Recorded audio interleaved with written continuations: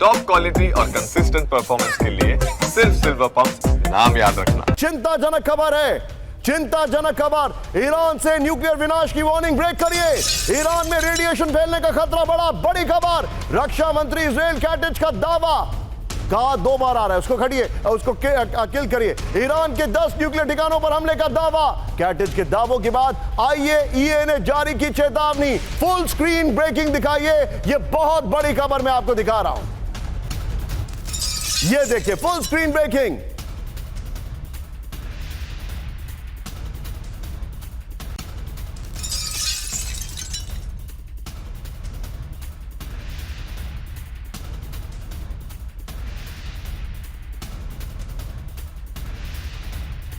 Shot विजय दिखाइए जरा, फिर दोनों ब्रेकिंग, दोनों शॉट दिखाइए। 4-2 एक तरफ, शॉट्स दूसरे वाले एक्शन वाले भी प्ले करिएगा। दोनों ब्रेकिंग, दोनों शॉट। ये देखिए, इस वक्त की बड़ी खबर मैं आपको दिखा रहा हूं। ये चिंताजनक खबर हमारे सामने आ रही है।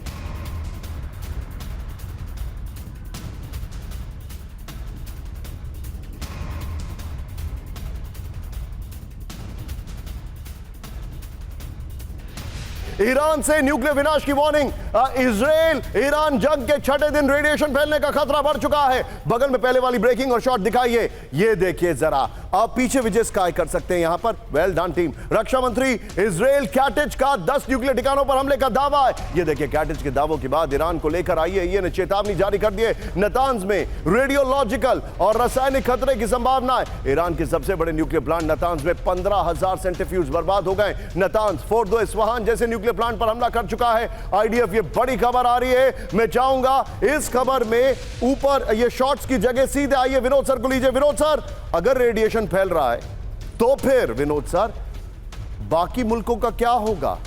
मैं आपसे यह जानना चाहता हूं। एक बार जरा मैप पर आइए विजय, एक बार मैप पर आइए, सोचिए। अब मैं अपने दर्शकों को बताना चाह रहा हूं, ये जो मैप मैंने आपको दिखाया है, अगर फोर्डो में रेडिएशन फैल रहा है, सोचिए, या नातांज में फैल रहा है, तो वो इराक भी जाएगा, फिर वो कुवैत भी जाएगा, फिर वो हो सकता है तुर्कमेनिस्तान, अजरबैजान, अर्मेनिया, टर्की में भी जाए। रेडिएशन कितने मुल्कों को अफेक्ट कर सकता है, ये मैप में मैं आपको दिखा रहा हूं। वो radiation Turkmenistan, Azerbaijan, Armenia, Turkey, Iraq, Saudi Arab, Kuwait, हर तरफ जा सकता है। सीधे आइए विनोद सर के पास, फ्लोर और ब्रेकिंग के साथ। विनोद सर, अगर ये फैल रहा है रेडिएशन, देन तो ये तो सबसे बड़ा वायलेशन है। इजराइल तो वायलेशन करके निकल जाता है।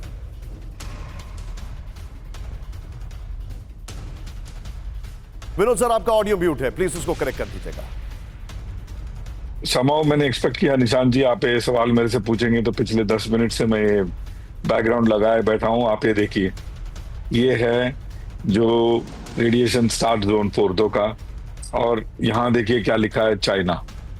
और वेस्टर्ली विंड्स है। इनफैक्ट आई थिंक 3-4 दिन पहले हमने इसके बारे में डिस्कशन भी of the record and offline discussion किया था कि जो वेस्टर्ली विंड्स हैं, मतलब जो पश्चिम से जो विंड्स आते हैं, वो इन इलाकों को ज्यादा इफेक्ट करते हैं, ना कि यूरोप, इजराइल या फिर सदर्न एरियाज। सो पाकिस्तान तो पूरा का पूरा चला जाएगा, स्पेशली नॉर्थ पाकिस्तान, इस्लामाबाद, वो एरिया। और हमारे यहाँ थोड़ा सा रुक जाएगा, जहाँ हिमालय की गोद में आकर के। उसके बाद जो हाई ऑल्टीट्यूड विंड्स हैं, वो पूरा चाइना के जो उगुर इलाका है, वहां से लेकर के आपका हो सकता है लासा तक चला जाए। तो उस एरिया में ये अगेन ये कितना किलोटन का लीक है, आप जैसे कह रहे हैं, अगर वो यील्ड रहा, देन तो चाइना के बियॉन्ड भी जाएगा। हो सकता है समय के साथ साथ ये फिर घूम करके एक बैंड जैसा बन जाएगा, जहां ये लीक पूरे, मतलब लैटिट्यूड लॉन्गिट्यूड में अगर आप देखें तो 25 से 30 डिग्री लैटिट्यूड से लेकर के 55 तक, जहां हॉर्स लैटिट्यूड जिसको बोलते हैं, वहां तक एक बैंड सा बन जाएगा, जहां आप इधर से उधर से इधर क्रॉस नहीं कर पाएंगे काफी समय तक।